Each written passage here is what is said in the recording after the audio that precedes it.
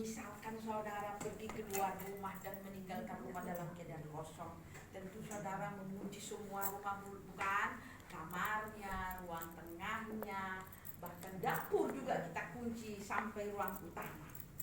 Setelah kita kembali dari perjalanan, apakah kunci kamar bisa membuka kunci utama rumah kita? Tidak. Tentu pintu rumah kita tentu tidak, kan Ibu ya. Kenapa? Kan sama kok.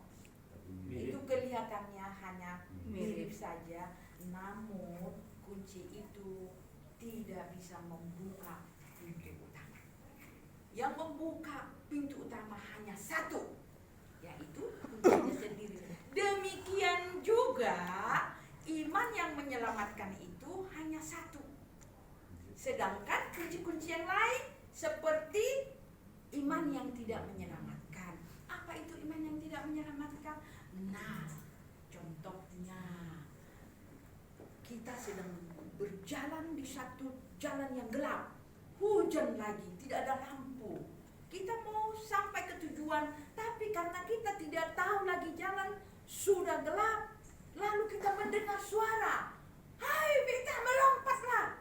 Karena saya mendengar suara, lalu saya melompat. Ternyata ada lubang. Itu namanya iman yang melompat dalam gelap. Tidak tahu, harus ada ya, tidak tahu apa dan siapa yang dipercaya untuk dia masuk surga atau mendapat hidup kekal. Yang kedua, iman berdasarkan akal saja. Artinya dia tahu, dia percaya, tapi tidak mengandalkan Yesus sebagai Tuhan dan Juru Selamat untuk memperoleh hidup kekal. Seperti kita misalnya, Ibu kenalkan dengan Pak Jokowi, kenal baik. Iya, Ibu ini tahu rumahnya Jokowi di mana, istrinya siapa, anaknya berapa, tanggal lahirnya kapan, semua, ibunya siapa, semua tahu. Tapi kalau ibu ini pergi ke istana, lalu melapor ke penjaga, "Pak, saya mau ketemu Pak Jokowi, saya kenal sama Pak Jokowi." Apakah ibu ini diizinkan masuk? Tidak. Karena apa? Tidak ada. Pak Jokowi kan tidak kenal.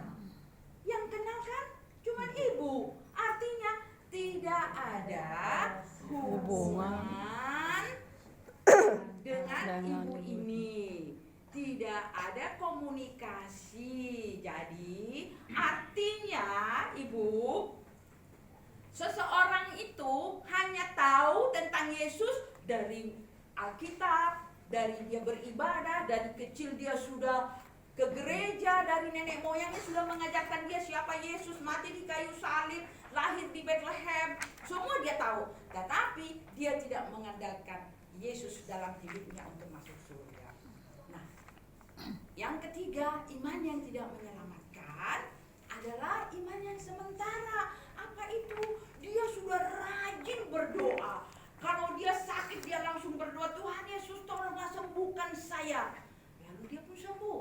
Waktu dia di PHK, dia berdoa, "Tuhan, saya di PHK, tolong ya Tuhan, saya diberikan lagi pekerjaan." Dia pikir Tuhan Yesus itu menteri tenaga kerja. Tadi dia pikir Tuhan Yesus itu menteri kesehatan. Terus kemudian, "Tuhan, saya tidak punya uang, saya tidak makan." Dia pikir Tuhan Yesus itu menteri keuangan. Pokoknya kebutuhan di dunia ini dia mengadu kepada Yesus. Bahkan apapun yang dilakukan, mau pergi dia, "Tuhan Yesus, saya mau pergi, tolong lindungi saya." AJR tadi, ya kan? Nah, itu adalah iman yang tidak menyelamatkan. Karena dia mengandalkan seluruh kemampuannya, kehebatannya, keadaannya untuk masuk surga. Dia tidak mengandalkan Yesus. Dia hanya butuh Yesus hanya untuk hal-hal yang dunia. Nah, itu yang ketiga, itu adalah iman yang tidak menyelamatkan. Tapi iman yang menyelamatkan adalah mengenal dan mengandalkan Yesus saja sebagai Tuhan dan Juru Selamat untuk memperoleh hidup kekal. Nah, Ibu, saya yang sungguh nyata. Ini kisah nyata loh, Blondin ini bukan bohong-bohongan ini ya. Seorang pemain akrobatik yang sungguh sangat luar biasa piawinya, namanya Mr. Blondin. Mr. Blondin ini di Amerika. Dia sudah sangat hebat berjalan di udara dengan seutas tali mondar-mandir, tapi hanya di dalam ruangan. Sering pertunjukan ini dilakukan sehingga penonton pun semakin tidak ada. Suatu ketika manajernya, bukan Mr. Blondin yang bikin pertunjukannya, manajernya. Lalu manajernya membuat suatu pengumuman bahwa Mr. Blondin akan mengadakan pertunjukan yang spektakuler. Baik, hebat. Di mana? Di atas air terjun Niagara. Ibu tahu di mana air terjun Niagara? Kanada. Perbatasan Amerika dengan Kanada. Saya udah pernah ke sana dalam mimpi. Ya. Saya komentarin, saya apa lebih khusus ini ya. Niagara itu dua, satu di Kanada yang di luarnya itu hampir 1 kilometer, satu di Amerika.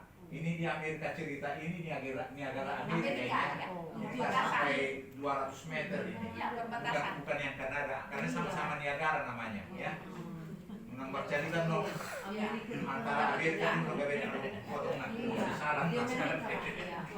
Ya, berita. Anggap kebetulan kesian ya. Ya, makanya aku dalam mimpi. Nah, lalu manajernya pun membuat satu pengumuman. Hari yang ditentukan pun tiba. Banyak penonton di seberang sana dan di seberang sini. Acara dimulai. Manajer berseru, "Saudara-saudaraku, Mr. Blondin akan segera melintas di atas air terjun Niagara ke seberang sana. Siapa yang percaya?" Banyak orang, percaya. Bagaimana kita mau percaya? Ini tadi analoginya keiman yang melompat dalam gelap. Ya, itu jadi semua cerita itu alurnya ada analogi, ada filosofinya ya. Bagaimana mungkin? Lalu Mr. Blondin pun berjalan dengan memegang tongkat keseimbangan. Dia berjalan dengan hati-hati. Maka berhasil. Seru. Saat yang menegangkan benar-benar terjadi. Ketika kedua kali manajernya berseru lagi, "Sekarang Mr. Blondin akan kembali ke seberang dengan membawa gerobak berisi pasir 50 kilo. Ada yang percaya?" Percaya. Sebagian sudah kita percaya. Itu iman yang tidak menyelamatkan kedua. Karena sudah melihat, sudah tahu. Ya. Sebagian lihat dulu. Nah, kemudian Mr. Blondin pun dengan hati-hati membawa gerobak berisi pasir 50 kilo dan berhasil. Tepuk tangan pun semakin riuh. Ternyata memang Mr. Blondin adalah akrobatik yang paling hebat. Lalu ada tantangan yang ketiga. Manajernya berseru, "Sekarang Mr. Blondin akan kembali menyeberang dengan membawa manusia. Siapa yang percaya?" Lalu semua menyatakan, percaya. Itu cuma sementara ya. Percaya. Kemudian manajernya mendekati seorang bapak yang agak tua. Siapa? "Bapak percaya Mr. Blondin bisa menyeberang dengan bawa manusia?" Percaya. "Silakan masuk, Pak." Jangan, saya sudah tua, kamu itu gimana sih? Saya kan ada penyakit jantung. Nanti kalau ada apa-apa goyang sedikit saya mati, terus gimana? Kemudian manajernya mendekati seorang yang agak lebih muda. "Bapak percaya Mr. Blondin bisa masuk, Pak?" "Oh, jangan, saya besok 2 minggu lagi saya akan menikahkan anak saya. Jangan, nanti kalau ada apa-apa saya nggak bisa." Jangan saya, yang lain aja. Itu namanya di sini aku Tuhan utuslah dia. Ya. Kemudian yang ketiga, lalu kemudian dia manajernya mendatangi seorang anak muda. "Hai anak muda, kamu percaya bahwa Mr. Blondin bisa membawa manusia? Percaya? Masuk." "Jangan dong, saya masih belum muda, menikah." nanti saya mati bagaimana? Ketiga-tiganya Menolak. Lalu dari tengah kerumunan keluarlah seorang anak kecil umur 12 tahun. Saya mau. Dia langsung naik ke dalam gerobak. Lalu Mr. Blondin pun membawa anak kecil itu sampai ke seberang dan selamat. Nah, dari cerita ini, apa perbedaan percayanya 3 orang ini dan penonton itu semua dengan percayanya anak kecil? Percayanya yang 3 orang ini hanya percaya di mulut, tahu di dalam akal, dan Tidak percaya mau. setelah melihat, tapi tidak menyerahkan kepercayaannya keseluruhan kepada Yesus saja sebagai Tuhan dan Juru Selamat. Itu filosofinya. Sedangkan percaya anak kecil ini, dia tahu, dia percaya bahwa bapaknya tidak akan membinasakan dia. Dia percaya bapaknya akan menyelamatkan dia, sehingga dia menyerahkan seluruh hidupnya kepada bapaknya. Demikian juga kita, iman yang menyelamatkan harus menyerahkan seluruh hidup kita kepada Yesus saja sebagai Tuhan dan Juru Selamat untuk memperoleh hidup kekal. Apakah semua ini dapat Anda pahami? Itu terakhirnya. Iya.